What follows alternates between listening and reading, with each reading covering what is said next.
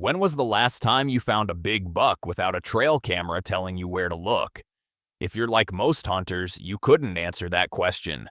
And that's the problem. The average whitetail hunter in America now runs 3 to 5 trail cameras per property. Some guys run 10. They check them weekly, sometimes daily on cell cams, scrolling through hundreds of photos trying to identify individual bucks, pattern their movement, and pick a stand location based on where a deer walked past a tree at 2 a.m. last Tuesday. And yet the harvest success rate on mature bucks hasn't improved in 20 years. It's actually gone down in some states.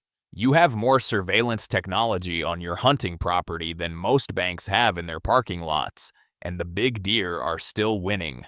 A decent cell camera runs $120 to $200, and most guys are running 3 to 5 of them. Add SD cards, batteries, mounting hardware, and monthly cell plans, and you're looking at $600 to $1,000 a year just to collect photos of deer you're not killing. Over 10 years, that's $6,000 to $10,000 spent watching a buck walk past a tree in the dark. Meanwhile, the information you actually need to find him during daylight is free. It's on the ground. You just have to learn how to read it. My grandfather never owned a trail camera. He didn't own a GPS, a mapping app, or a cell phone. He hunted the same 200 acres on the edge of the Black Hills in Meade County, South Dakota, for over 40 years and killed a buck every single season. Not little bucks.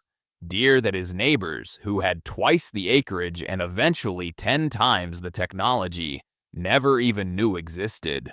When I asked him how he found them, he looked at me like I'd asked a stupid question. He said, "You walk the ground and the ground tells you where the deer are." I spent the next 20 years in the field trying to understand what he meant, and somewhere around year 12 it clicked. He wasn't tracking deer. He was reading a conversation that deer have with the landscape every single day, written in dirt, bark, browse, and bedding. And once you learn to read that conversation, cameras become the backup tool, not the primary one. I'm going to walk you through 9 of these techniques in the body of this video, and then at the very end, I'll give you a 10th one that ties them all together. A method for aging sign that lets you predict where a buck will be tomorrow based on what he did today. That one took me the longest to learn, and it's the one that changed everything. The first thing to understand is that every track a deer leaves is a report card. A mature buck walking calmly on flat ground pushes his hooves about 1.5 inches into average soil, roughly the depth of your first thumb knuckle.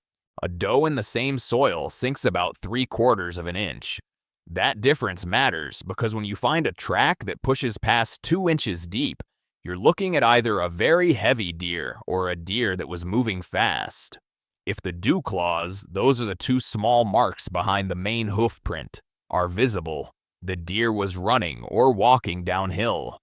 Dew claws on flat ground with a deep print means a heavy animal at speed. That tells you something spooked him, and whatever spooked him is probably something you want to know about. A deep print with no dew claw marks on level terrain means a big deer walking casually, and that's a buck who feels safe on that route. That's the track you follow. I should mention that soil type changes everything about reading track depth. Sandy soil gives you clean prints, but the depth is exaggerated because sand compresses easily. Clay holds detail beautifully, but only when it's slightly damp. Bone-dry clay might as well be concrete and you'll see nothing. The best tracking conditions are after a light rain on mixed soil, about 12 to 18 hours after the rain stops. The ground is soft enough to register prints, but firm enough that the edges hold their shape. I've driven past stands I planned to hunt because the ground was too dry to read, and sat on a different property where recent rain gave me a readable surface. Your ability to track on any given morning depends more on soil conditions than anything else. If the dirt isn't talking, go somewhere it is. This connects to the second technique, which is reading the spacing between tracks. A relaxed whitetail buck takes strides of about 18 to 22 inches. roughly the length of your forearm from elbow to fingertip. When that spacing stretches to 30 inches or more, the deer is alert and moving with purpose. When it compresses to under 14 inches, the deer is feeding or browsing and barely moving forward. If you find a line of compressed tracks along a field edge or under an oak ridge, you've found a feeding route. Mark it on your onX Hunt app and come back to it because deer reuse feeding routes for weeks at a time unless pressure pushes them off. The third technique is one my grandfather used more than any other: rub lines. Most hunters find a rub on a tree and think they found where a buck lives. That's not what a rub tells you. A rub tells you which direction a buck was traveling. Look at the tree. The side with the bark removed is the side the buck was facing. His antlers contact the tree as he's walking forward, so the rubbed face points in his direction of travel. A line of 3 or more rubs with the rubbed faces all pointing the same direction is a travel corridor, and the deer was heading that way. Finding the rubs is easy. Reading the direction is what tells you where to hang a stand. A lot of guys hang their stand at the rub. That's like setting up a speed trap where somebody already drove past. You want to be ahead of him on that line, not on top of old evidence. Rub size matters too, but not the way most people think. A rub on a tree 6 inches in diameter or larger, roughly the thickness of a coffee can, almost always comes from a mature buck.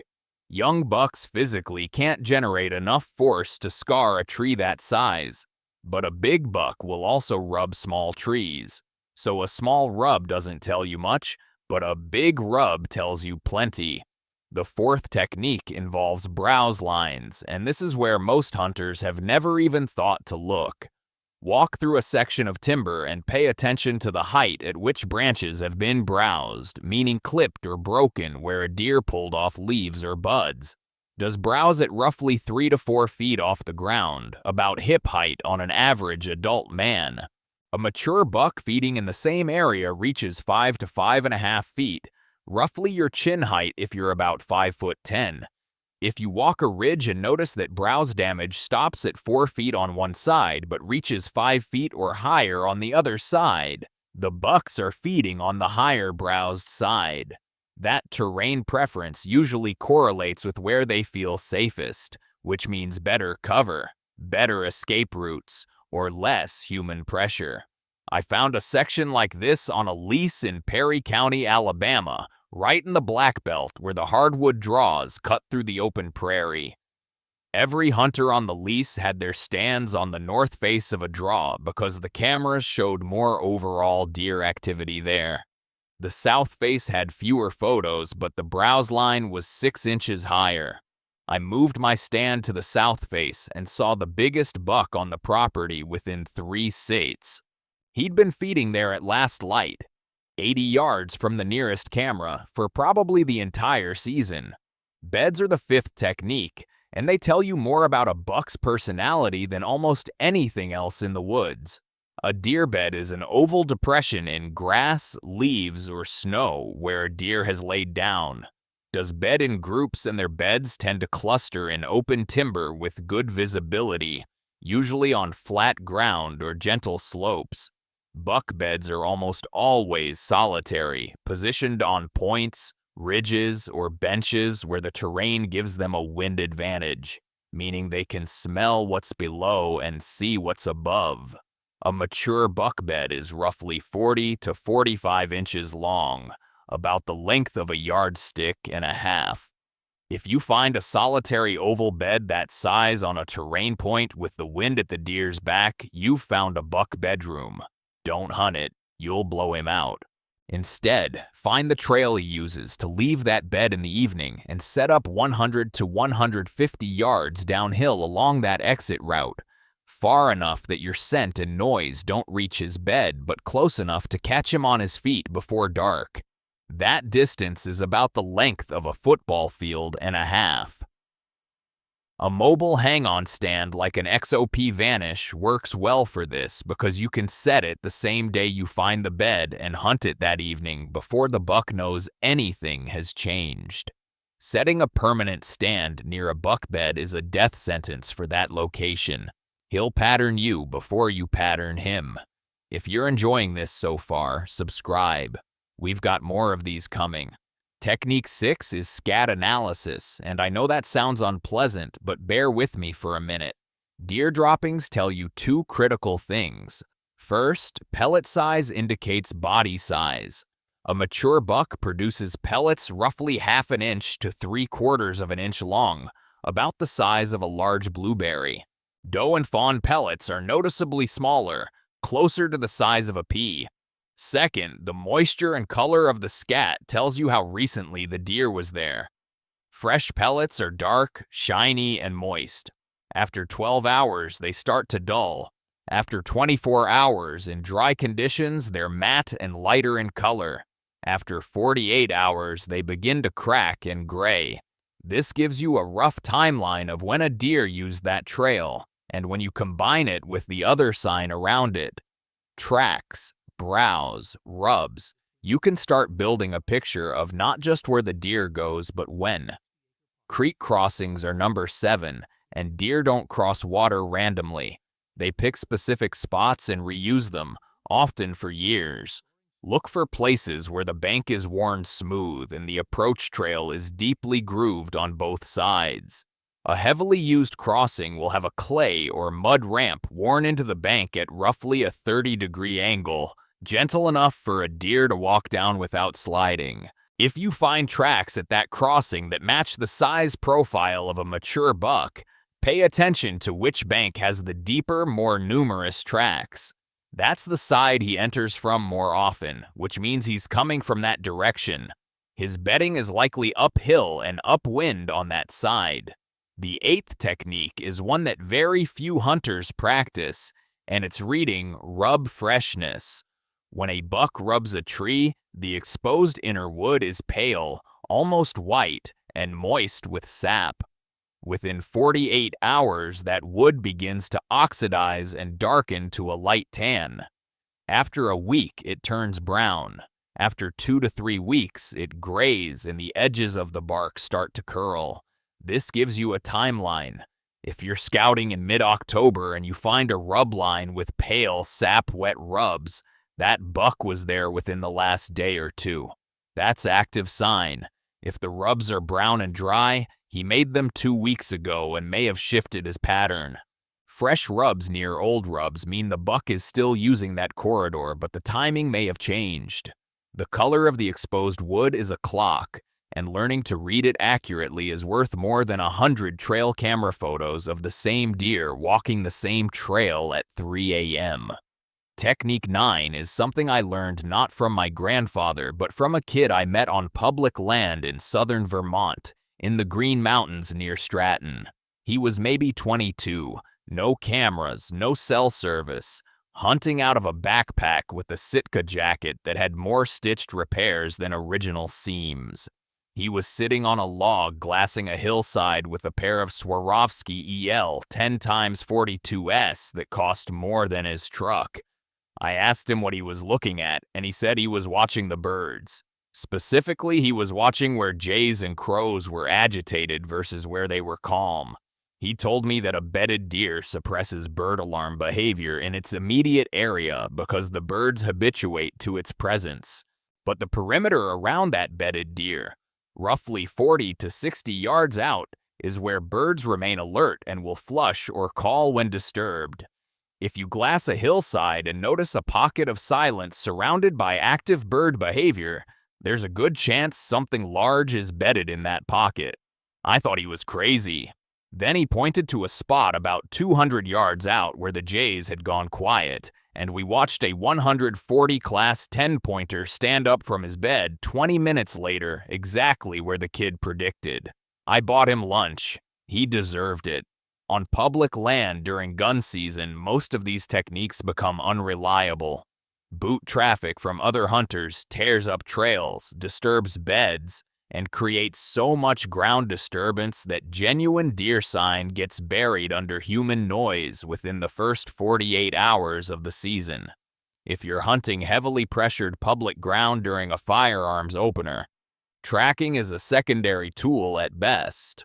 Focus on terrain funnels and access points that other hunters avoid, and save your tracking work for the days after pressure drops off, usually mid-week or during the second week of the season when the crowds thin out.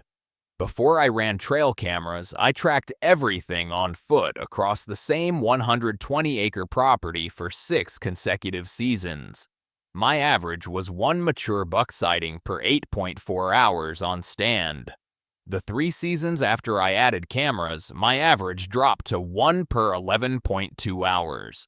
I was hunting camera data instead of reading the ground, and I was consistently 1 step behind. When I went back to tracking as my primary method and used cameras only to confirm what the ground was already telling me, my encounter rate went back up to 1 per 7.8 hours. Better than before, because now I had 20 years of tracking experience instead of 6. Let that number sit for a second. More technology led to worse results. Less technology with more skill led to the best results of my life. I still run cameras, but they confirm what the ground already told me, and that order matters. That brings me to the 10th technique, the one I promised at the beginning and the one that ties everything together. Track aging. This is the skill that turns all 9 previous techniques from a snapshot into a timeline. When a deer steps in soil, the edge of the track is crisp and sharp. The walls of the impression are smooth. Over time, the edges begin to crumble. Moisture evaporates from the exposed soil inside the print, and it changes color, going from dark to light. Debris, leaf fragments, tiny sticks, loose sand starts to accumulate in the bottom of the track.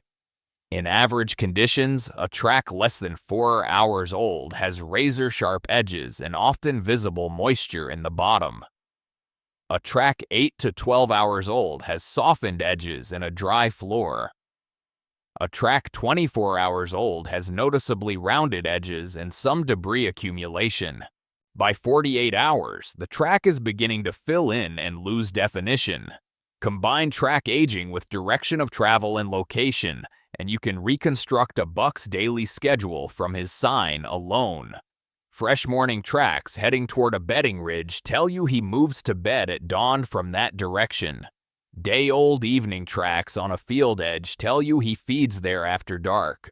Combine 3 or 4 days of aged tracks across the same area, and you've mapped his pattern without a single photograph. You know where he's going and roughly when he gets there. That's not a guess. That's a timetable written in dirt. Every hunter in America right now is staring at trail camera photos of where a buck was 3 days ago. The ground under your boots is telling you where he'll be tomorrow. Cameras record the past. Tracks predict the future. Once you understand that, the cameras become a confirmation tool and your eyes become the primary one. Start with 1 technique from this list on your next scouting trip. Read the rubs, measure a bed, age a track. You'll be surprised how much you've been walking past for years. Next time, we're getting into reading thermals and wind currents on hill country terrain. Because knowing where a buck walks means nothing if your scent gets there before you do. Everything I showed you today works twice as well when you understand how air moves through the same ground you're tracking on. See you then.